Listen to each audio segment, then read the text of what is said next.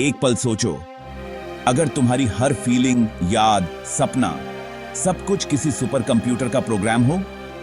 Elon Musk ने कहा, there is 1 to 1 chance we are not living in a simulation, यानी हम शायद असली नहीं हैं। सोचो, हम सब किसी एडवांस सभ्यता के बनाए वीडियो गेम के कैरेक्टर्स हैं और हमारी हर खुशी, दुख या फैसला पहले से कोडेड है। क्या हो अगर हमारी रियलिटी ही सबसे बड़ा धोखा हो? क्या हम सब एक विशाल मैट्रिक्स का हिस्सा हैं?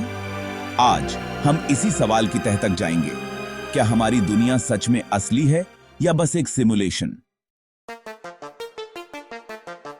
सिमुलेशन थ्योरी कहती है, हमारी पूरी यूनिवर्स, अरबों गैलेक्सी, तारे, प्लैनेट्स और हम इंसान सब एक सुपर कंप्यूटर के प्रोग्राम हैं। जैसे GTA या साइबरपंक में कैरेक्टर्स को लगता है कि उनकी दुनिया असली है, वैसे ही हमें भी लगता है। हमारी हर सोच, फीलिंग, याद सब डेटा है, कोड की लाइनें हैं। तुम्हें लगता है कि तुम अपनी मर्जी से फैसले लेते हो, लेकिन शायद ये भी कोड में लिखा है। दोस्ती, सपने, प्यार, क्या ये सब गेम के मिशन हैं? ये थ्योरी कहती है कि हमें सिर्फ आजादी का एहसास होता है। असल में हम एक अदृश्य प्रोग्रामर के बनाए रास्ते पर हैं। तुम्हारे बचपन की यादें, तुम्हारे इमोशंस, सब प्रोग्राम की बैक स्टोरी हो सकती है।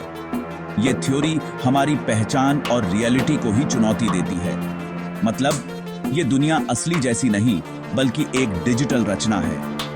हम एक ऐसे पिंजरे में हैं जिसे देख या महसूस नहीं कर सकते, क्योंकि वही पिंजरा हमारी दुनिया है। अब सवाल, ये आइडिया आया कहां से? 1999 की द मैट्रिक्स फिल्म ने पहली बार यह सवाल सबके सामने रखा, क्या हम वर्चुअल रियलिटी में जी रहे हैं? लेकिन इस थ्योरी को सीरियस रूप दिया फिलोसोफर निक बॉस्ट्रम ने। 2003 में उन्होंने कहा, या तो सभ्यताएं एडवांस होने से पहले खत्म हो जाती हैं, या वो सिमुलेशन में इंटरेस्टेड नहीं होती, या फिर वो अरबों सिमुलेशन चलाती हैं।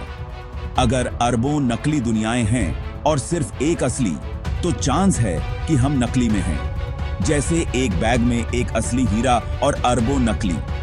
चांस क्या है कि तुम्हारे हाथ में असली आएगा? बॉस्ट्रम का तर्क, अगर सभ्यताएं सिमुलेशन चला सकती हैं, तो हम शायद खुद एक सिमुलेशन हैं।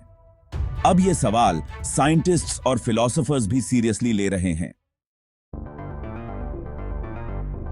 क्या साइंस इसे सपोर्ट करता है? आज के सुपर कंप्यूटर्स अरबों कैलकुलेशंस कर सकते हैं। सोचो, भविष्य में क्या होगा? मूर्स लॉ के हिसाब से कंप्यूटिंग पावर दोगुनी होती जा रही है। एक दिन पूरी यूनिवर्स को सिमुलेट करना मुमकिन हो सकता है। क्वांटम फिजिक्स में पार्टिकल्स तभी फिक्स होते हैं जब हम उन्हें देखते हैं। जैसे वीडियो गेम में स्क्रीन पर वही हिस्सा रेंडर होता है जो प्लेयर देख रहा है। क्या हमारी यूनिवर्स भी ऐसे ही काम करती है? कुछ साइंटिस्ट्स मानते हैं कि हमारी रियलिटी पिक्सेलेटेड है। जैसे स्क्रीन के पिक्सल, वैसे ही स्पेस टाइम के छोटे यूनिट्स।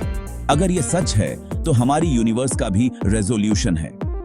ये सब इशारे करते हैं कि हमारी दुनिया शायद उतनी असली नहीं जितनी लगती है। शायद ये डिजिटल है, लेकिन क्या कोई सबूत है? अगर हम सिमुलेशन में हैं, तो क्या हमें ग्लिच दिखते हैं? डेजा वू, जब लगता है कि ये पल पहले भी जी चुके हैं। सिमुलेशन थ्योरी कहती है ये कोड का एरर हो सकता है।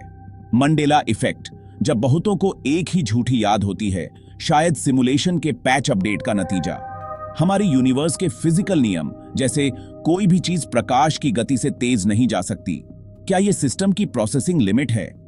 प्रकृति में हर जगह गणितीय पैटर्न, फाइबोनैची सीक्वेंस, गोल्डन रेशियो, क्या ये इंटेलिजेंट कोडिंग के सबूत हैं? ये सब चीजें, deja vu, Mandela effect, physical limits, pattern, अकेले संयोग लग सकते हैं, लेकिन साथ में देखें तो लगता है जैसे हम एक डिजाइन की हुई दुनिया में हैं। क्या ये सबूत हैं या बस हमारी सोच? अब देखते हैं इसके खिलाफ क्या तर्क हैं। बहुत से साइंटिस्ट्स मानते हैं हमारे पास कोई ठोस सबूत नहीं है। डेजा वू या मंडेला इफेक्ट को दिमाग की गड़बड़ी भी कहा जा सकता है। यह थ्योरी अनफॉल्सिफाइबल है, यानी इसे गलत साबित करना नामुमकिन है। अगर कोई सबूत मिले तो थ्योरी के समर्थक कह सकते हैं कि सिमुलेटर ने उसे छुपा दिया। भविष्य की सभ्यताएं सिमुलेशन चलाएंगी। ये भी बस एक अनुमान है। हो सकता है उनके पास और जरूरी काम हो या वो इसे नैतिक रूप से गलत माने। एक और दिक्कत, इतनी कंप्यूटिंग पावर चाहिए होगी कि शायद एक और यूनिवर्स बनानी पड़े। कई वैज्ञानिक मानते हैं ये बस एक थॉट एक्सपेरिमेंट है, न कि सच्चाई। शायद दुनिया वैसी ही है जैसी दिखती है, जटिल, अजीब, लेकिन असली। मान लो हम सच में सिमुलेशन में हैं, क्या फर्क पड़ेगा? क्या हमारी फ्री विल, इमोशंस, रिश्ते सब बेकार हो जाएंगे?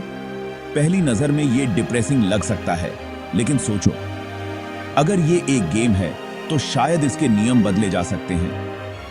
क्या हम कोड को हैक कर सकते हैं जैसे मैट्रिक्स में नियो ने किया?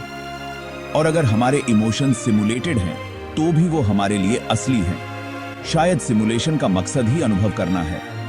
हो सकता है हमारे क्रिएटर्स ने हमें फीलिंग्स के लिए बनाया हो। तो फर्क क्या पड़ता है? ये दुनिया असली हो या नकली, हमारी रियलिटी है।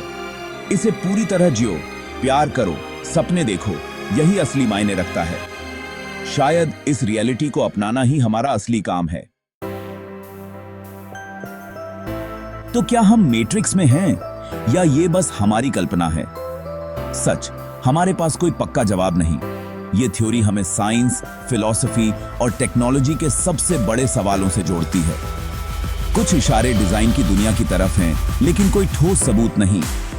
शायद हम खुद अपनी कहानी के लेखक हैं, लेकिन इतना तय है, ये सवाल हमें सोचने पर मजबूर करता है और दुनिया को नए नजरिए से देखने का मौका देता है। ऐसे ही माइंड ब्लोइंग साइंस फैक्ट्स के लिए सब्सक्राइब करो वन मिन माइंड। अगली बार जानेंगे क्या टाइम ट्रैवल मुमकिन है।